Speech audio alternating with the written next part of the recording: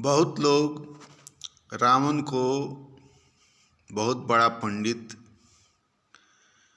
बहुत बड़ा ज्ञानी, विद्वान ऐसी बातें कहा करते हैं।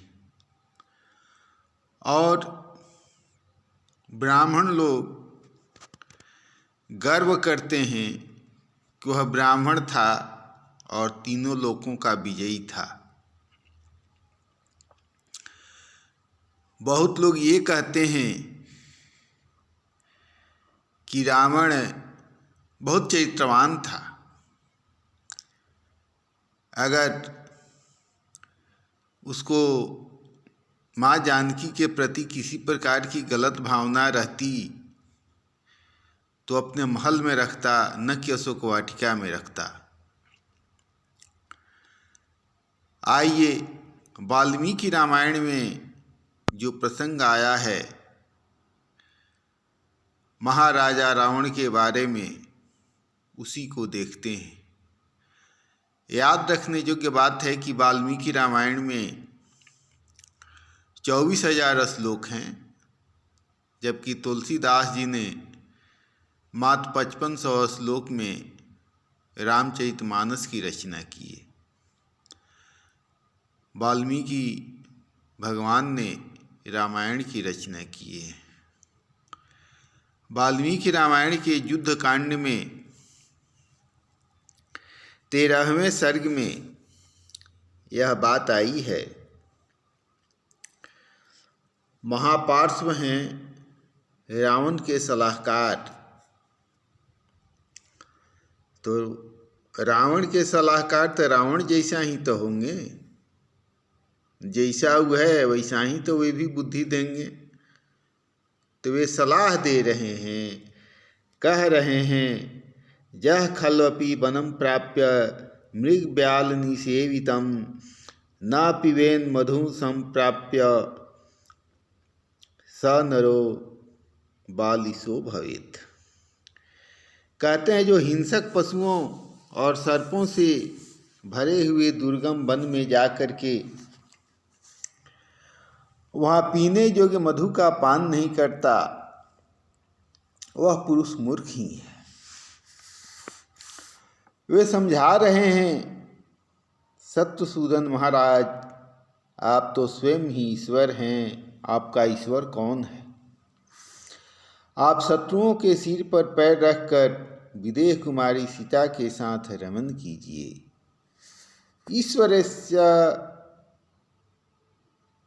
ईश्वरः को अस्ति तव शत्रु निर्वहन रमस्व सह वैदेह्या शत्रुनाक्रम्य मूर्धसु। कह रहे हैं कि आप तो ईश्वर के भी ईश्वर हैं, आपसे बड़ा तो कोई है नहीं। इसलिए शत्रुओं के सर पर पैर रख करके विदेह कुमारी सीता के साथ रमन कीजिए। उदाहरण दे रहे हैं, कहते हैं, बलात् कुक्कुटवृत्तेन प्रवर्तस्व महाबल आक्राम्य सीतां वै तां भुंक्ष्व च रमस्व च। कह रहे हैं कि बलात् कुक्कुटवृत्तेन, जैसे मुर्गा मुर्गी के साथ बलपूर्वक रमन करता है, बलपूर्वक सेक्स करता है, उसी तरह आप भी सीता के साथ रमन कीजिए, उपभोग कीजिए, जबरदस्ती कीजिए। इस पर महाराज रावण क्या कहते हैं?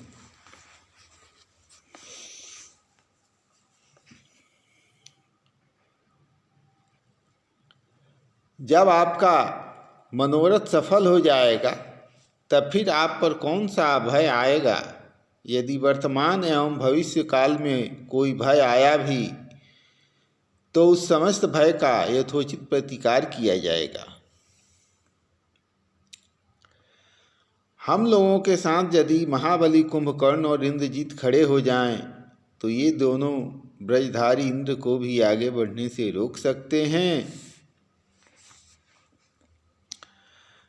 मैं तो नीति निपुण पुरुषों के द्वारा प्रयुक्त साम दाम और भेद को छोड़कर केवल दंड के द्वारा काम बना लेना ही अच्छा समझता हूँ। ये महापार्श्व हैं महाबली रावण के सलाहकार, जो कि जैसे रावण हैं वैसे ही उनको वे सलाह दे रहे हैं। महाबली राक्षस राज, यहाँ आपके जो भी शत्रु आएंगे उन्हें हम लोग अपने शस्त्रों के प्रताप से वश में कर लेंगे, इसमें संशय नहीं है। जब महापार्श्व इस तरह से रावण को समझा रहे हैं तो रावण अपनी एक पहले के घटित हुई घटना के बारे में बता रहे हैं। वो घटना क्या घटित हुई, वो अपने कुकर्म के बारे में बता रहे हैं।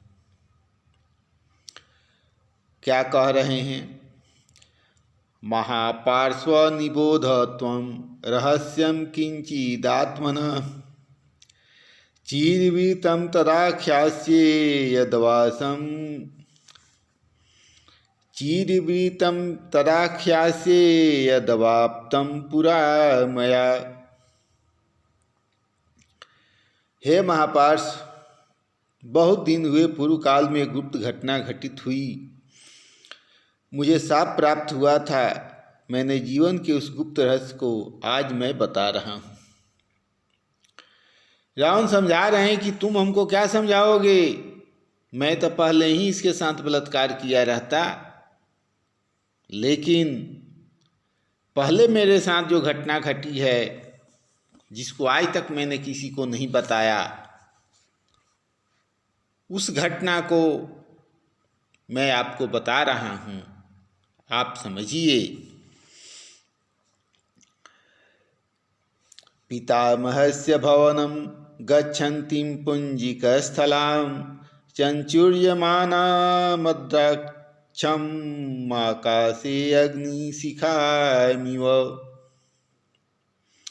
चञ्चूर्यमाना मद राक्षमाकाशे राक्षम आकाशे चञ्चूर्यमाणां